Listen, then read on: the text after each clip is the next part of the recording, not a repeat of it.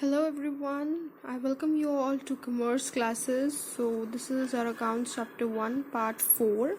So let us start with our topic, that is terminologies. So here are some terms which we have to remember.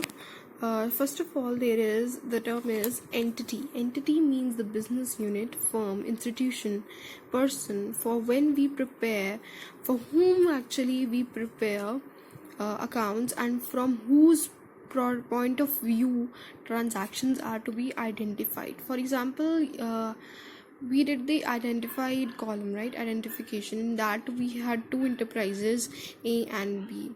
A sold the books to B. So in according to A's enterprise, the transaction will be recorded as sale, but the same transaction according to B's point of view will be regarded as purchase. So A and B here are business entities. These both are business entities. Next are transactions. Transactions are the exchange of goods and services by entity which can be measured in money terms. Means sale हो रहा है, purchase हो रहा है. That is what transactions. Exchange of goods in monetary terms is known as transactions. Next is equity. So funds raised by entity is from proprietor. Proprietor means businessmen and outsiders. Outsiders can be many: creditors, investors, consumers, government. So the funds which are raised by businessmen and outsiders to purchase assets or to run business is termed as equity, because we need some kind of we can say funds to run our business. So these funds are known as equity, and if the funds are paid or raised by proprietor, then it is known as capital or simply insiders equity. When the funds are raised by outsider, then it is known as liability or outsiders equity. What is liability and capital? I will let it know you in the further terminologies. So our next is assets. Anything which can be owned by business and is meant to be used for business. Means जो चीज़ business की है, business के लिए है, business में use होने वाली है, that is asset. There are many types of assets such as tangible assets, intangible assets. First of all, we need to know what are the tangible assets. Tangible assets are the assets which can be touched, which can have physical touch, see. Example, machinery, buildings, stock. We can touch these, we can see these. But what are intangible assets? Intangible assets are those assets which can't be seen, which can't be touched, but only can be felt. For example, patent, trademark, goodwill, reputation. Goodwill is not actually a reputation. Like, for example, you have a good reputation in market, but if I don't have a good reputation in market, you will go to market and purchase some goods, or everyone will be agree to give you credit. But if I'm having not a goodwill, I'm not having nice reputation in my market, no one will be providing me assets, or we can say credits. So such things matter, but these are not seen, these are only felt. So these are termed as intangible assets. Next is fixed assets. Assets having long life use, for example, for number of years and charged out their life in depreciation are known as fixed assets. The assets which are used for number of years means the assets जिनको हम ज़्यादा देर के लिए use करते हैं, जो हमारे ज़्यादा दिनों के लिए, ज़्यादा देर के लिए रहते हैं. पता है, जैसे एक चीज़ हमारे पास ज़्यादा देर के लिए, हमने पढ़ा था इन्फ्लेशन, राइजिंग इन प्राइसेस. अब यहाँ पे टर्म है डेप्रिसिएशन. मीन्स जब प्राइजेस में कम हो जाते हैं प्राइजेस, ठीक है. जैसे कि कोई मशीनरी है, मान लीजिए वो 1 लाख की मशीनरी थी पहले, अब उसकी वैल्यू आज की डेट में is only we can say 70,000, और मान लीजिए इजी इजी वैल्यू लेते हैं कि पहले जो थी मशीन की value that was only 2 lakhs, आज की डेट में मशीन की वैल्यू है 1 lakhs, ठीक है। सो what is fixed assets? Fixed assets में हम लिखेंगे, बैलेंस शीट में हम इसको एक्चुअली एसेट्स की तरह ही लिखेंगे। वी विल राइट कि कॉस्ट माइनस डेप्रिसिएशन मीन्स इसकी ओरिजिनल कॉस्ट कितनी थी 2 lakhs, डेप्रिसिएशन कितनी 1 लाख कम हुआ 1 lakh, सो आज की डेट में इसकी वैल्यू 1 lakh है। सो एसेट्स जो ज़्यादा देर के लिए चलते हैं, डेप्रिसिएशन होती है उनमें, लेकिन हम उनको एज एन एसेट्स ही लिखते हैं बैलेंस शीट में, जैसे कि machinery, vehicle. These are also shown as WDV. What is WDV? WDV is written down value, that is value on given asset or given day. उस पर्टिकुलर दिन में आज उस चीज़ की कितनी वैल्यू है। अगर बढ़ावा है तो इन्फ्लेशन, दैट इज जो मैंने आपको पहले बताया था, but it is not written. Depreciation is written. Next are the current assets. So what are the current assets? Assets which are supposed to be converted into cash within a year, or cash itself is termed as current assets. जो assets हम जल्दी से जल्दी एक साल के अंदर अंदर ना कैश में कन्वर्ट हो जाते हैं, those assets are known as current assets. Assets which are like जैसे स्टॉक है, डेबिटर है, बिल रिसीवेबल है। करंट एसेट्स में जैसे स्टॉक पड़ा दैट इज कन्वर्टेड इनटू, एक साल के अंदर अंदर वो स्टॉक जो है बिक जाता है, that is converted into cash. Bill receivable, bill जब डेबिटर क्या करते हैं कि दे right on a blank page, sign कर देते हैं that they will pay the amount in fixed month, like 2 months, 3 months. So that is bill receivable. That is not debtor, that is bill receivable. Next is quick assets. What are the quick assets? The assets which are supposed to be converted very quickly.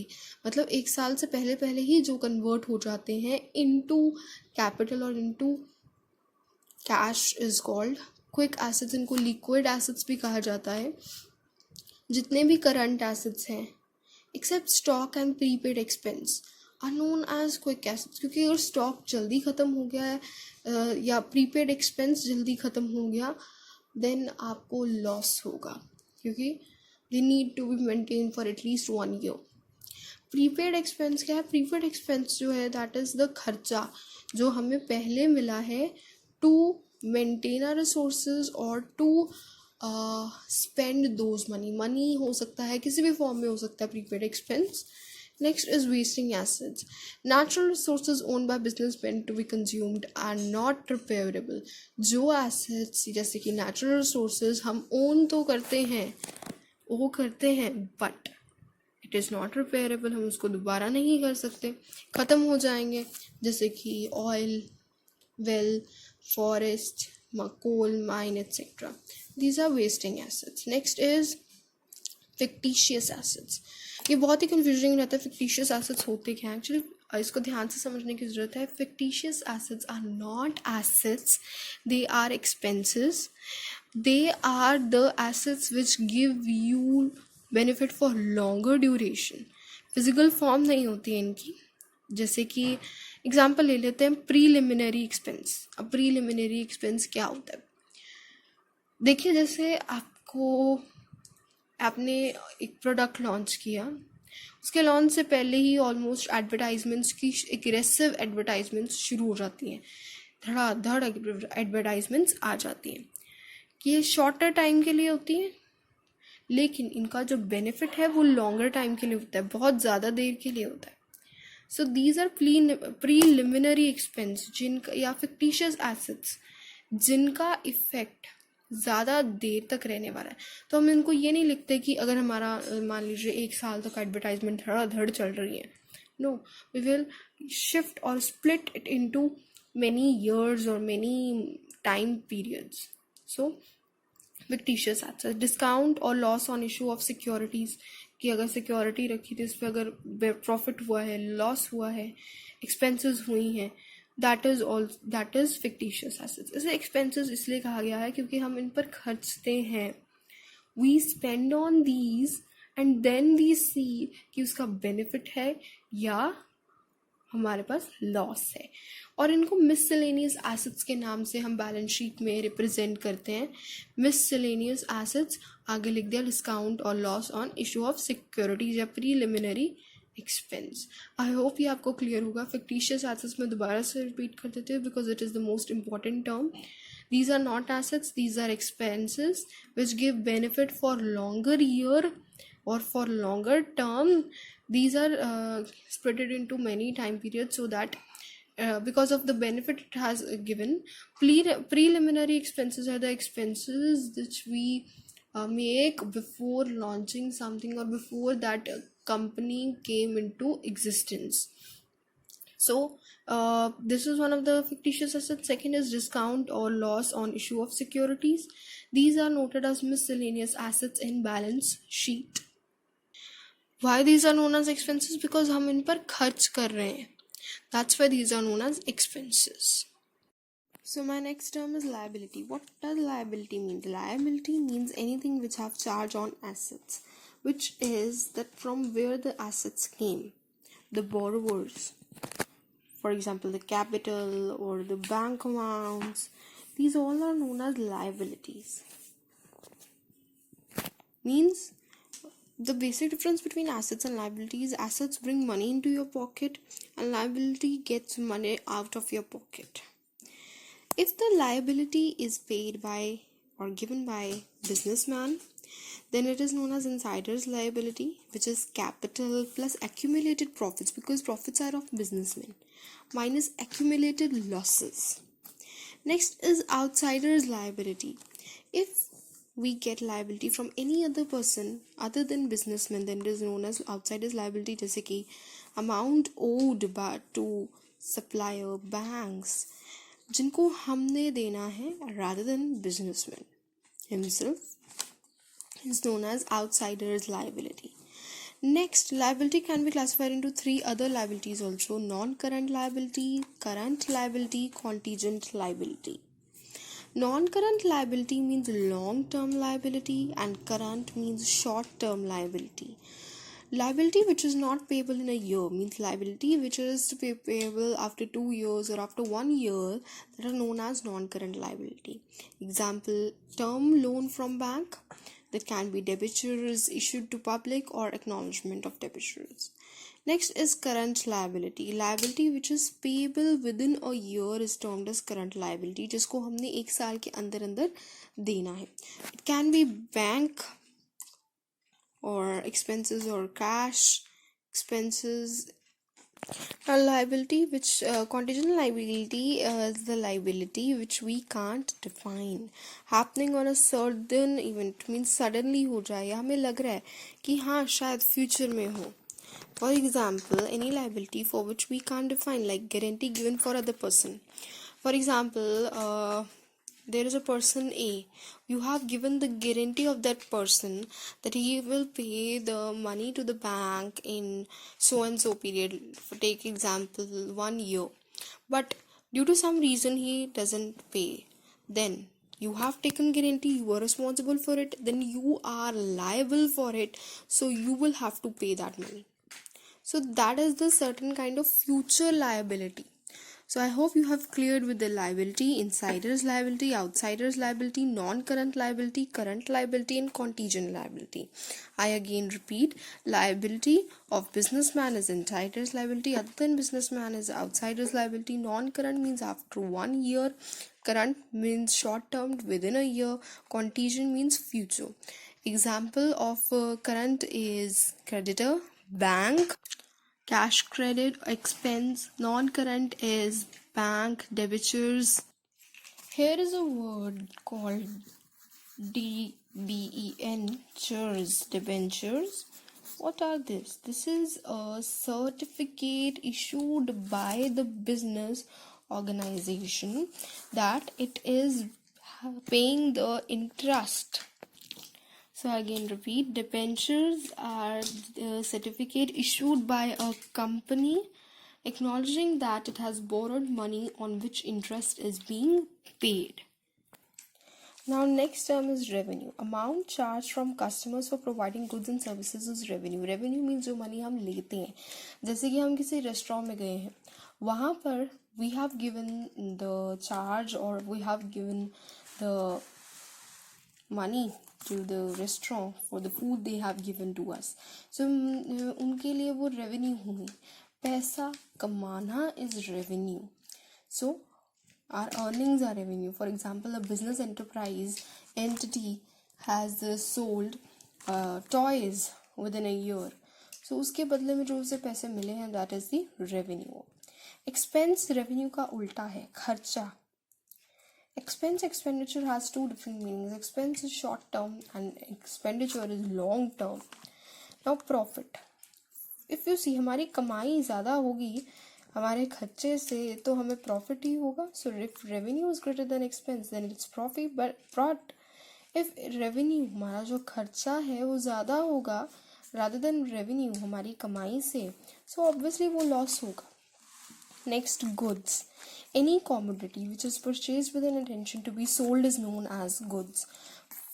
अगर मैंने कोई furniture लिया है for my office, that is not a good for me क्योंकि मैं उसे utilise कर रही हूँ. I am not reselling it. But if मेरा I have बोरॉड so many furnitures और like tables for reselling it, then I am dealing with that goods. Purchase is commodity or goods received from supplier meant for production of resale. Goods and purchase are same, but when goods are noted in trial balance, then they are given the name of purchase. These are also known as gross purchase.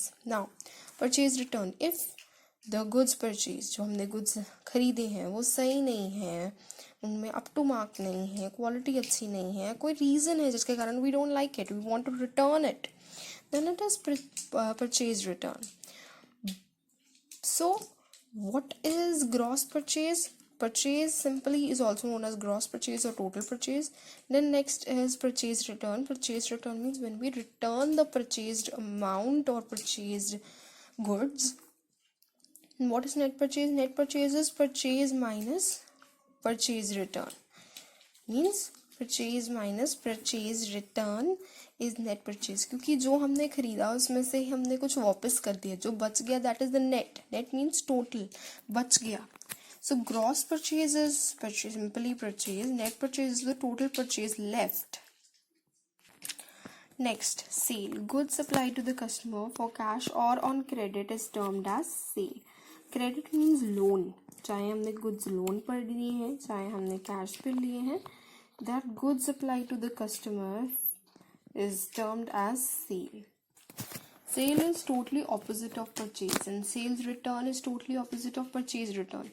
If sold goods are not accurate, customer return to us and that are known as sales return. Gross sale is also known as simply sale.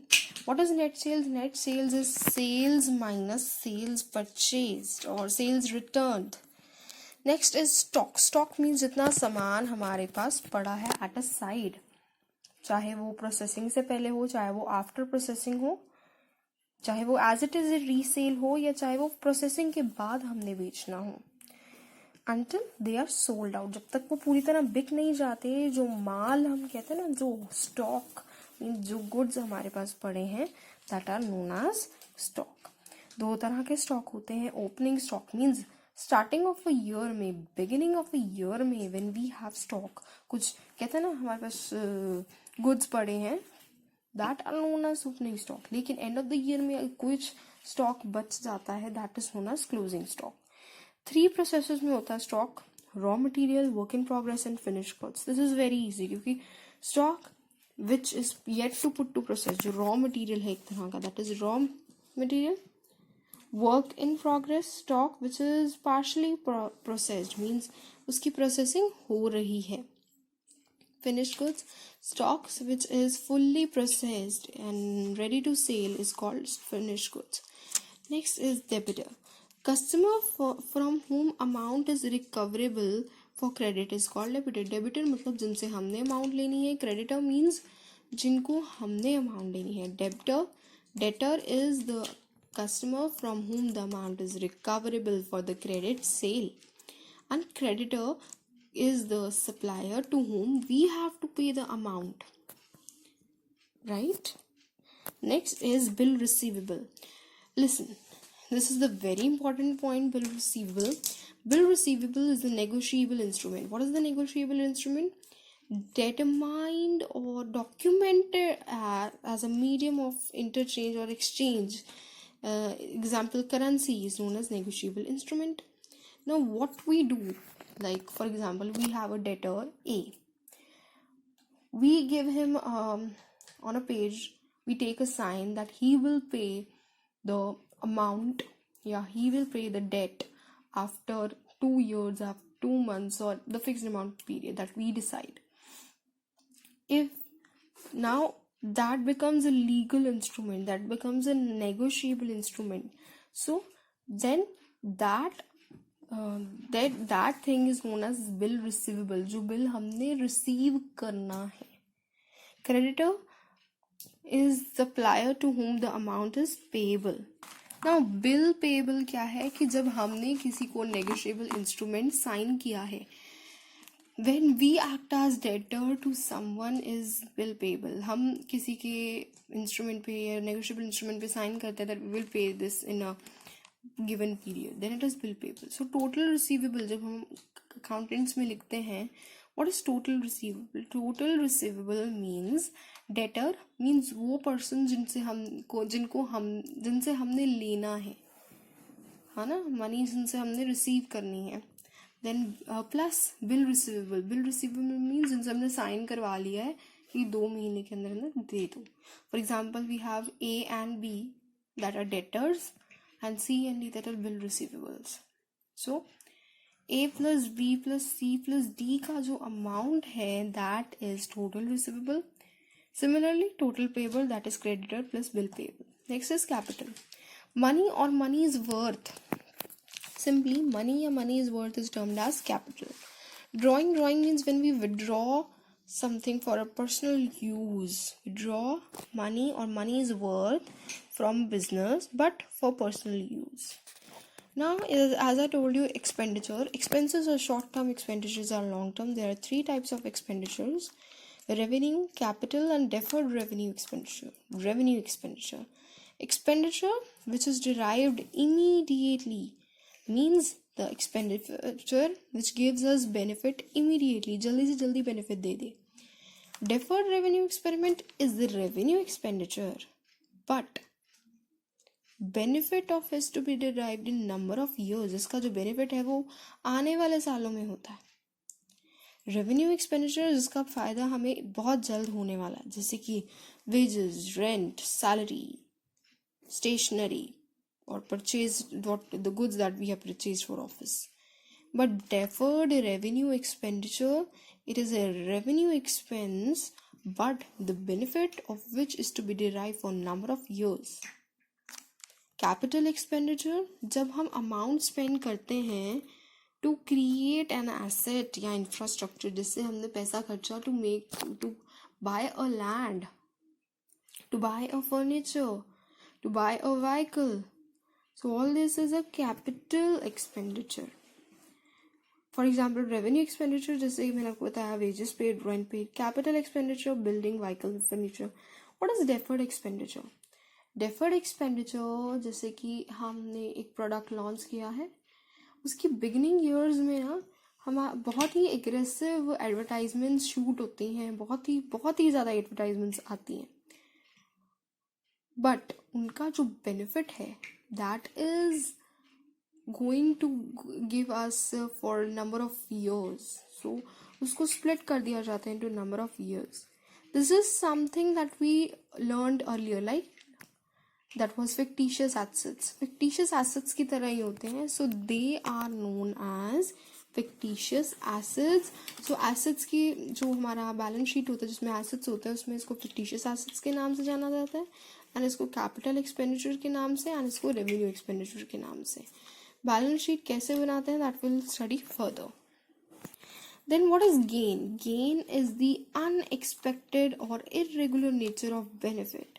Means एकदम से हमने कोई expect भी नहीं किया था वो और हमें अचानक ही प्रॉफिट हो गया. That is gain. Profit that is revenue when greater than expenses. Gain unexpected होता है. लाइक वी हैव हमारी टॉयज की मैन्युफैक्चरिंग है. हमें था कि इस साल हमारा जो सेल्स है ना वो 1 लाख का होगा, बट हमारा सेल्स 1,50,000 का हुआ. For example I am taking just example. सो जो 50,000 था that was our gain, unexpected था. So that is the unexpected या इरेगुलर बेनिफिट. बैड डेब्ट, डेबिटर या debtor who are not in position to make payment. हम क्या करते हैं, हमने जिनसे पेमेंट लेनी है they are not able to sometimes पे द अमाउंट रिसीवेबल. सो वो हमारा अल्टीमेटली लॉस होता है. So that is known as bad डेब्ट. देन बैड डेट रिसीवेबल या रिकवर्ड इज कि जब हमारी जो बैड डेट है, बैड डेब्ट, जब हमें बाद में जैसे वो पर्सन जो है जिससे हमने डेट रिसीव करना था फॉर सम रीजन वो पे नहीं कर पाया था, लेकिन कैसे भी अरेंज करके वो बाद में पे कर देता है, that is bad debt receivable. सो या bad debt recovered. So this is a kind of income. Now coming on to the formulas that we have in our accountancy. Few formulas are, first of all, net purchase. Net purchase, as I told you earlier, total purchase कितना हुआ? That is total purchase minus sales return. चाहे वो cash हो या credit हो. Net sales is total sale minus sale return. जितना हमारा cell हुआ माइनस जितना हमें वापस आया, that is the net sales. Material consume, कितना मटेरियल कंज्यूम हुआ? Net purchase plus opening stock minus closing stock. Means जितना हमने खर्च किया प्लस जितना हमारे पास ऑलरेडी बचा हुआ था माइनस जितना हमारा एंड में बच गया, that is material consume.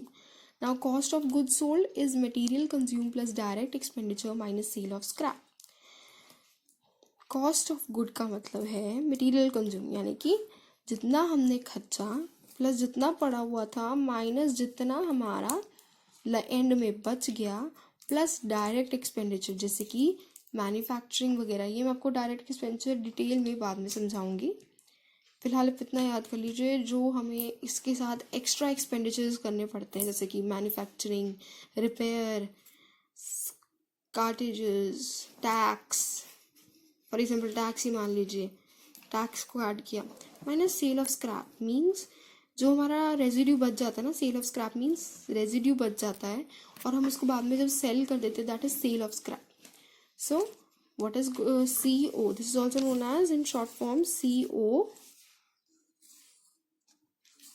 COGS. Material consume plus direct expenditure minus sale of scrap. That is जितना हमने खर्चा प्लस जितना हमारे पास था माइनस जितना हमारा रह गया प्लस टैक्स वगैरह सब मिला के बाद में रेजिड्यू जो हमने सोल्ड कर दिया था उसको माइनस करके जो हमारे पास रुपीज या अमाउंट आती है that is cost of goods sold. Next is direct expense. This is the most important thing जो मैं आपको पहले बता रही थी. Direct expense that is expense related to the purchase and manufacturing of goods. इसमें आ जाते हैं वेजेस, लेबर, मैन्युफैक्चरिंग एक्सपेंस और water, fuel consumed, carriage. Carriage दो तरह का होता है, inward and outward. Carriage and freight दोनों दो तरह के होते हैं, इनवर्ड एंड आउटवर्ड. अगर वो इनवर्ड है या परचेज है दोनों then it is direct expense, otherwise these are indirect expense अगर outwards है. So ये मैं आपको बाद में समझाऊंगी how they are outwards and inwards. So all these are excise duty, tax, octroi. What is octroi? Octroi is the tax that offers by state. State से state जब हम कर रहे हैं, इंटरपोर्ट कर रहे हैं, एक्सपोर्ट इम्पोर्ट कर रहे हैं, that is टैक्स एक लगता है, that is ऑक्टोरी. So all this includes direct expenditure. Next is cost of goods sold. हमने इसका पहले पढ़ा था, that was material consumed plus direct tax minus sale of scrap. सो उससे पहले हमने मटेरियल कंज्यूम का पढ़ा था कि opening stock plus net purchase minus closing stock. सो ये हमने वो फॉर्मूला सारा कंबाइन किया है. आइदर आप ये यूज़ कर सकते हो और वो भी यूज़ कर सकते हो. नाउ ग्रॉस प्रॉफिट क्या होता है? Gross profit is actually margin. 3 तरह के प्रॉफिट्स होते हैं, ध्यान रखिएगा. Gross profit, operating profit and net profit. Gross profit means margin कितना था, सिंपली मार्जिन. दैट इज कि हमने जितना सेल किया माइनस जितना कॉस्ट हमें आया था, that is COGS, that is the cost of goods sold. That is gross profit. What is operating profit? Operating profit means जब हम gross profit, that is net cell, जितनी हमारी सेल हुई थी माइनस जितना, मतलब SP माइनस CP लगा लो, minus operating expense. Operating expense में आ जाते हैं हमारे रिपेयर, मेंटेनेंस, डेप्रिसिएशन. मान लो डेप्रिसिएशन माइनस कर दिया, प्लस ऑपरेटिंग इनकम. इनकम आ जाती है जैसे कि डिस्काउंट मिल गया उस पर हमें, कोई कमीशन मिल गई उस पर हमें. So that is the operating profit. So operating profit means जितना हमने सेल किया minus cost of goods sold is equal to operating profit. और we can say that is operating profit is जितना हमारा सेल हुई माइनस जितना खर्चा हुआ हमारा माइनस ऑपरेटिंग एक्सपेंस, जैसे कि डेप्रिसिएशन, रिपेयर, मेंटेनेंस, उसके एक्सपेंसेस बीच में काट लो, उसके एक्सपेंसेस बीच में काट लो, प्लस ऑपरेटिंग इनकम जो डिस्काउंट हमें मिला, that is operating profit. Operating profit को हम और एक और नाम, दूसरे फॉर्मूला भी यूज कर सकते हैं, that is net sales minus operating cost. Why? Because operating cost का जो फॉर्मूला होता है that is cost of goods sold plus operating expense.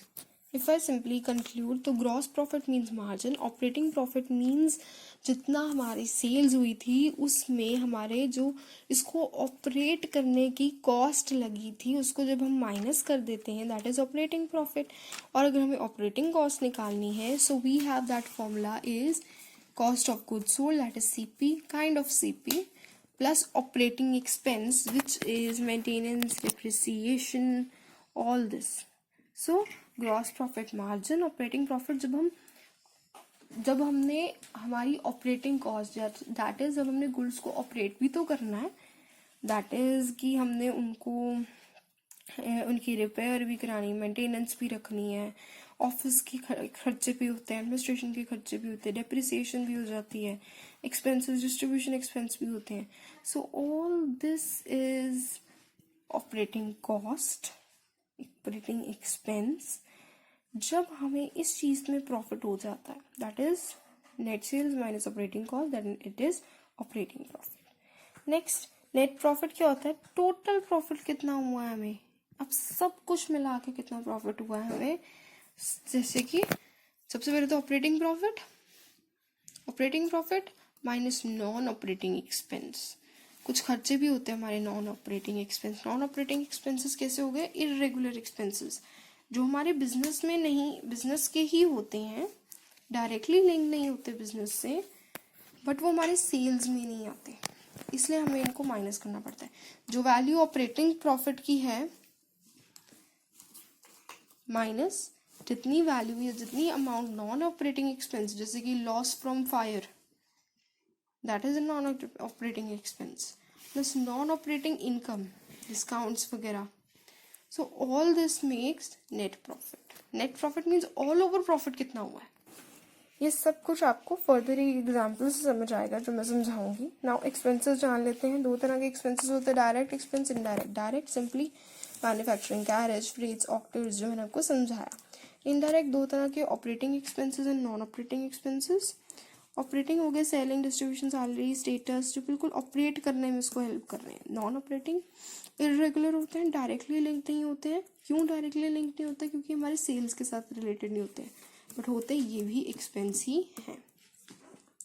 So direct expenses simply जो हमें दिख रहे हैं कि हाँ मैन्युफैक्चरिंग भी हुई है, टैक्स भी लगा है, प्रोडक्शन भी हुई है, वाटर फ्यूल का खर्चा भी हुआ है, ऑपरेटिंग जो उसको ऑपरेट करने में बढ़ाने में हेल्प कर रहे हैं, रेंट हो गया, मैन सैलरी हो गई, रिपेयर मेंटेनेंस, ऑफिस के खर्चे हो गए, सैलरीज हो गई, स्टेशनरीज हो गई, देन नॉन ऑपरेटिंग एक्सपेंसेस हो गए। हियर इज एन एग्जांपल कि आपको समझ आ सके वो सारे फॉर्मूलेज। तो हमें यहाँ पे सेल्स रिटर्न, परचेज रिटर्न वगैरह सब दिया है। Now we will calculate the as much possible items we can. First of all, net purchase, total purchase, which means total purchase minus purchase return. Total purchase minus purchase return, that is 1,90,000। 5 question है जिसमें से एक मैंने आपको solve किया, बाकी आप खुद कर सकते हैं। Then is net sales. What is net sales? Net sales means sales minus sales return, that is 4 lakh. Material consume, net purchase जो हमारे पास यहाँ पे आया था, plus opening stock minus closing stock. Next is cost of goods sold, that was material consume जो हमने यहाँ पर निकाला था, plus direct expenditure. Direct expenditure यहाँ पे 2 तरह के हैं। What are that? सबसे पहले wages paid, that is the direct expenditure, plus inward carriage minus sale of scrap. Sale of scrap अगर हो तो, यहाँ पे कोई सेल ऑफ स्क्रैप नहीं है, सो प्लस 0 आ जाएगा यहाँ पे। So this is the amount. Then gross profit क्या है? जीपी इज नेट सेल जो हमारी हमने पहले निकाली थी, minus cost of goods sold, so we will get that. Operating profit, that was formula was gross profit minus operating cost या operating expenditure. Now इसमें ऑपरेटिंग एक्सपेंडिचर क्या है, यहाँ पे एक और चीज़ देखेंगे आप, gross profit minus operating expenditure plus operating income if any. बस यहाँ पे कोई ऑपरेटिंग इनकम नहीं है जैसे कि डिस्काउंट वगैरह, नो। यहाँ पे ग्रॉस प्रॉफिट है जो हमने यहाँ से लिख लिया। अब ऑपरेटिंग एक्सपेंडिचर्स 3 है यहाँ पे, आप देख सकते हैं। सबसे पहले आउटवर्ड कैरेज, मैंने आपको बताया था, this is an indirect operating expenditure. Then stationery and then rent paid, so all this is a operating expenditure. Next, net profit is operating profit, that was this, minus non-operating expenditure plus non-operating income. non-operating income यहाँ पे कोई नहीं है, non-operating expenditure है। what is that? loss by fire, यहाँ पे आप देख सकते हैं। so we get it. so I hope आपको ये सब clear हो गया होगा। So this was today's part 4 of accounts. Thank you and have a nice day. और अगर आपको इन सब के बारे में आंसर चाहिए होंगे, so comment in the section. I will provide you the answers of these 4 questions also. Please do like the video, hit the notification bell and subscribe button so that you will be notified every time I post a new video. Thank you.